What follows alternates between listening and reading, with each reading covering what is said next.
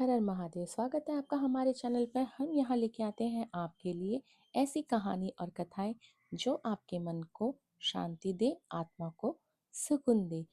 आज की कथा श्री शिव महापुराण के श्री रुद्र संहिता के द्वितीय खंड का 37वां अध्याय, दक्ष का सिर काटकर यज्ञ कुंड में डालना। हे नारद, यज्ञशाला में उपस्थित सभी देवताओं को डराकर और मारकर वीरभद्र ने वहां से भगा दिया और जो बाकी बचे उनको भी मार डाला। तब उन्होंने यज्ञ के आयोजक दक्ष को, जो कि भय के मारे अंतर्वेदी में छिपा था, बलपूर्वक पकड़ लिया। वीरभद्र ने दक्ष के शरीर पर अनेकों वार किए। वे दक्ष का सिर तलवार से काटने लगे, परंतु दक्ष के योग के प्रभाव से वह सिर कटने में असफल रहे। वीरभद्र ने दक्ष की छाती पर पैर रखकर दोनों हाथों से उसकी गर्दन मोड़कर तोड़ दी। तत्पश्चात दक्ष के सिर को वीरभद्र ने अग्नि कुंड में डाल दिया। उस महान यज्ञ का संपूर्ण विनाश करने के उपरांत वीरभद्र और सभी गण जीत की खुशी के साथ कैलाश पर्वत पर चले गए और शिवजी को अपनी विजय की सूचना दी। इससे समाचार को पाकर महादेव जी बहुत प्रसन्न हुए। श्री शिव महापुराण के रुद्र संहिता का 38वां अध्याय, दधीचि क्षुव विवाद। सूत जी कहते हैं, हे महर्षियों, ब्रह्मा जी के द्वारा कही हुई कथा को सुनकर नारद जी आश्चर्यचकित हो गए तथा उन्होंने ब्रह्मा जी से पूछा कि भगवान विष्णु शिव जी को छोड़कर अन्य देवताओं के साथ दक्ष के यज्ञ में क्यों चले आए? क्या वे अद्भुत पराक्रम वाले भगवान शिव को नहीं जानते थे? क्यों श्री हरि ने रुद्रगणों के साथ युद्ध किया? कृपया कर मेरे अंदर उठने वाले इन प्रश्नों के उत्तर देकर मेरी आशाओं का समाधान कीजिए।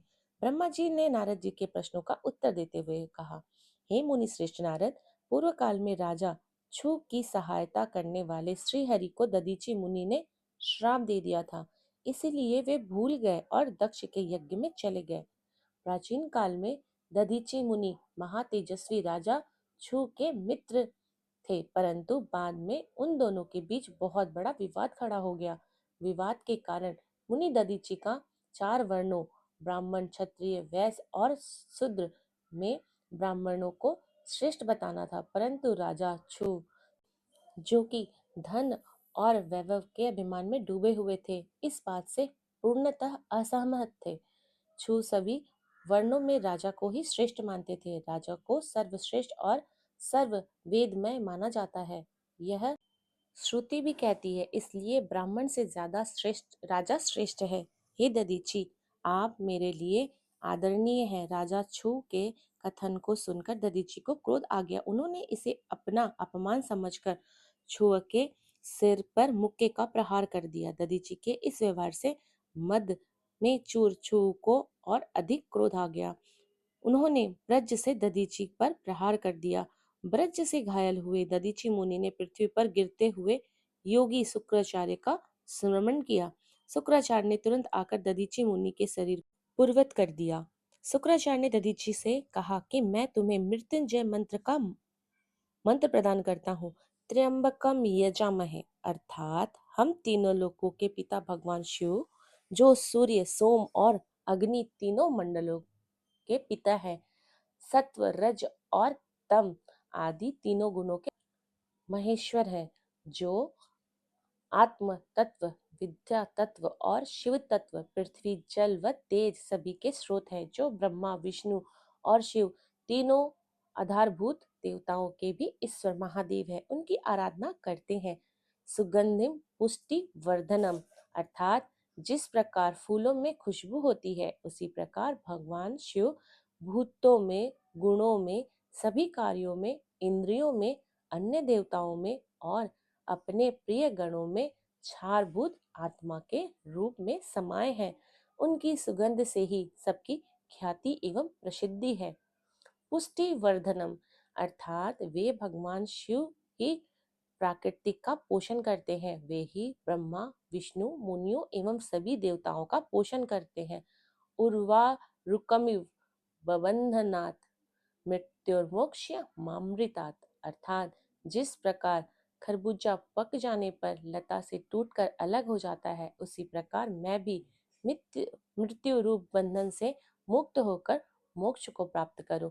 हे रुद्रदेव, आपका स्वरूप अमृत के समान है, जो पुण्य कर्म, तपस्या, स्वाध्याय, योग और ध्यान उनकी आराधना करता है, उसे नया जीवन प्राप्त होता है। भगवान शिव अपने भक्तों को मृत्यु के बंधनों से मुक्त कर देते हैं और उसे मोक्ष प्रदान करते हैं। जैसे उर्वारुक अर्थात ककड़ी को उसकी बेल अपने बंधन में बांधे रखती है और पक जाने पर स्वयं ही उसे बंधन से मुक्त कर देती है।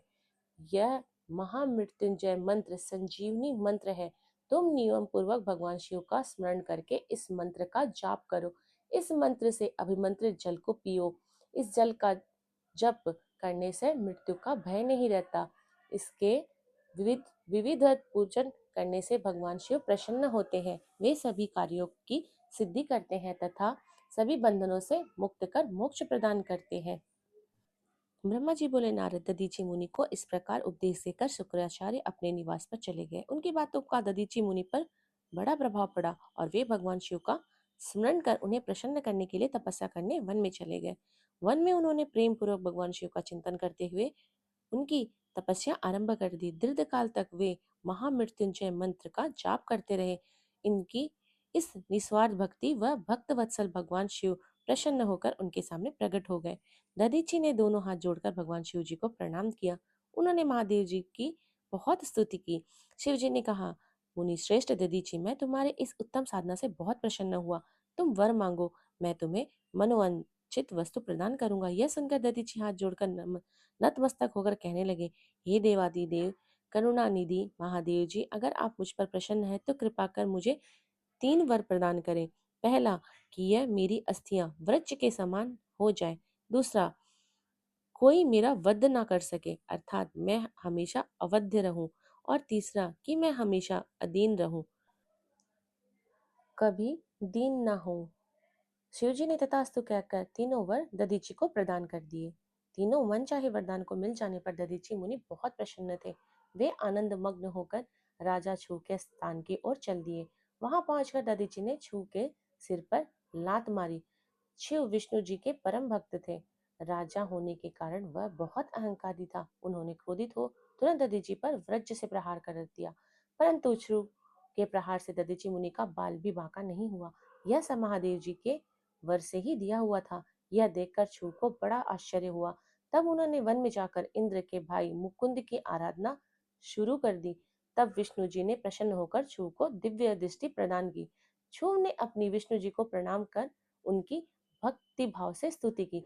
तब पश्चात छू बोले, भगवान मुनि श्रेष्ठ दधीची पहले मेरे मित्र थे, परंतु बाद में हम दोनों के बीच विवाद उत्पन्न हो गया। दधीची ने परम पूजनीय भगवान शिव की तपस्या मृत्युजय मंत्र से कर उन्हें प्रसन्न किया तथा अवध्य रहने का वरदान प्राप्त किया। तब उन्होंने मेरी राज्य सभा में मेरे मस्तक समस्त सभी दरबारियों के बीच मेरा घोर अपमान किया। उन्होंने सबके सामने मेरे मस्तक पर अपने पैरों से आघात किया। साथ ही उन्होंने कहा कि मैं किसी से नहीं डरता।